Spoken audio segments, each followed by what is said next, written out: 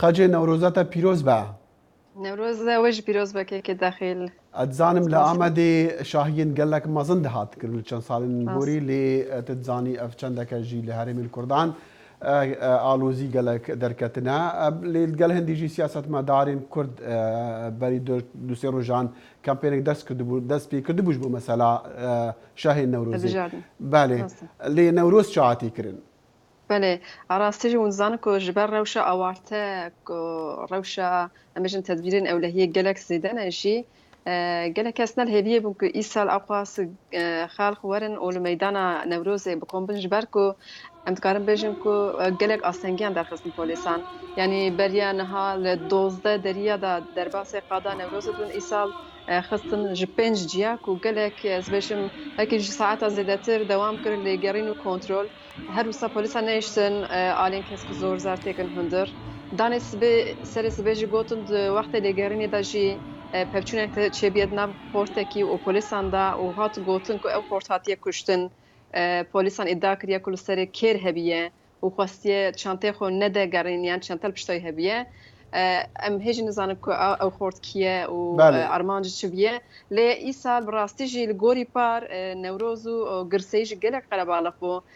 Taybet salê 2013-2014 de wizanin wextê peyama rêberê PKK Abdullah Öcalan ji bo pêvajoya çareseriyê hatibû xwendin girseyekî gelek mezin hebû helbet pasiyonî bû lê pir bûn însan jî. Digal wan astangî tu behs dikî jî lê diyara di vîdyoya de em dibînin xelek gelek li hev civiyane.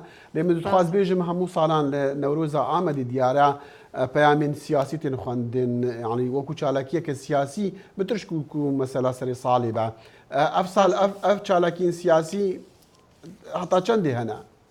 Rastî îsal dîsa bêjin peyamên siyasî û çalakiyên siyasî zêdetir pêş bû taybet û zanin pêşiya me referandum heye ji bo guhertina hîn xalên destûrê zêdetir xwe peyamên siyasetvanan ji ser vê yekê bû Leyla Güven, Osman Baydemir, Ahmet Türk axivîn û wan jî hem Newrozên salên berê bi bîr xistin hem jî ew fersendên dîrokî ên ku ji dest raviye taybet ji bo pêvajoya çareseriyê anîn ziman ji hikûmetê jî xwestin ku dîsa li vê qada meydanê li meydana Newrozê binêre û dîsa ji bo aşitiyê li xwe mikûr bê lê taybet peyamê wan ji bo em bêjin referandumê bû.